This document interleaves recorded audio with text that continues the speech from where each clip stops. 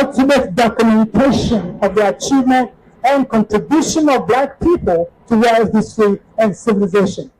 At 93 years old, when he arrived in Ghana, Mr. President, perhaps Dr. Du Bois knew that he would never see his home country again. And so he came with his collection of important books, papers, and other personal properties. Kwame Nkrumah gave him the bungalow behind us, and you see on the campus, he lived and worked along with his second wife, Shirley Graham, and died peacefully this day, 61 years ago. Mr. President, ladies and gentlemen, it was in 1985 that this place became a hallowed ground. When the body of Dr. Du Bois was moved from the Osu Castle to one circular road, and his gazebo was converted into a tomb behind us for his burial. The W.E. Du Bois Center for Pan-African Culture was established to keep alive the ideals of that great man that was nearly destroyed and forgotten after the 1966 military coup that overthrew the government of Kwame Nkrumah. The brain behind this center was none other than His Excellency of blessed memory, President Jerry John Rawlings. Unfortunately, over the many years, Mr. President, the center has fallen into despair. The conditions of the bungalow, the tomb, the precious books and papers and academic fabrics, and the ground itself have all deteriorated. So in 2019, in celebration of the year of return, Mr. President, a group of concerned Du Bois scholars and well-meaning citizens for the United States, among them your friend Henry Louis Gates, your friend Kwame Appiah, your new friend, the great philanthropist, Mr. Daniel Rose, and his equally generous niece, Dr. Gabrielle Rose, and Mike Moran, who is sitting there, let that little old me, Japhet, approach you, Mr. President, with the idea of raising millions of dollars to redevelop the site into an important global institution and heritage site that befits the legacy of Dr. Du Bois as the founder of the civil rights movement, the son of the global movement for racial justice and equality, and the spirit of the global Pan-African movement. His Excellency, Mr. President, led the idea and encouraged us to negotiate an agreement with the Ministry of Tourism and Arts and Culture. The W.E.B. Du Bois Center. As a sociologist, Du Bois is my intellectual hero and my ancestor. As I remarked this morning, he's all of our ancestor because W.E.B. Du Bois and his legacy belongs to all of us. One thing about him during his life is that he was incredibly intentional. W.E.B. Du Bois never did anything by accident or left anything to chance. That's why he wrote 3 autobiographies of his own self, in addition to many, many essays where he would let his audience know what he was thinking at different periods of time in his life.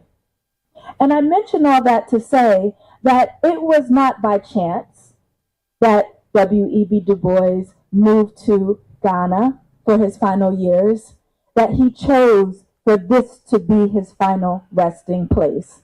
That was intentional. And we have a great legacy here. I want to thank the W.E.B. Du Bois Foundation and the Executive Director, Japhet Aiko, for your leadership and the vision that you have set for what this site will be. You to stand before you to speak just a few brief words. Thank you to President Nana Akufo-Addo. Congratulations to Japhet Aiko for the vision and the persistence that has brought us all here together today. Thank you to the board members for their support. Thank you all for your interest. We're going to require a lot more of this going forward from everyone. I'm going to try to be at least as brief as my preceding speaker, Dr. Brown, in saying that when you live as long as someone like W.E.B. Du Bois, and when you are as intellectually productive as someone like W.E.B. Du Bois was, it's very difficult to narrow the person's thought down to something that is easily encapsulated. So I'm just going to speak to one of his famous ideas.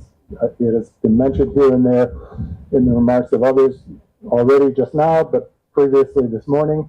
And it's a famous idea, an idea that's famously associated with Ghana itself. The story of Ghana is integral to this idea. And this is the idea of Pan-Africanism. So what is the Pan-Africanism that W.E.B. Du Bois conceived of? Let me just say that it doesn't originate with W.E.B. Du Bois.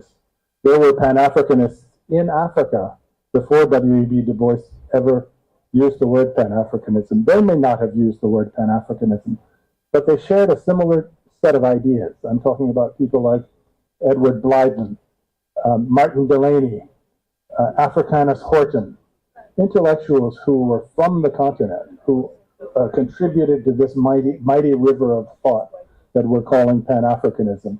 And at height, or at its foundation, what did this thought consist of? This thought consisted of the notion that, first of all, peoples of African descent are connected at the root, meaning it doesn't matter where you are, today, tomorrow, or yesterday. If you are of African descent, we share a common story. What are the key elements of that common story? The first thing that might come to mind to people is enslavement, but that would be the wrong thing to be the first idea. The first idea should be our grand history. This concept resonates deeply with us here in Africa as we strive to reconcile our rich cultural heritage with the demands of a modern globalized world. Dr. Du Bois's work challenges us to embrace our African identity with pride and to harness it as a source of strength and inspiration. As we embark on this renovation project, we must also commit to a broader mission: the revitalization of African heritage and the promotion of Pan-Africanism. The Du Bois Bungalow will serve not only as a museum and cultural center, but also as a catalyst for dialogue amongst Africans and the global African community. It will be a place where we can come together to celebrate our achievements, reflect on our challenges, and chart a course for a brighter future.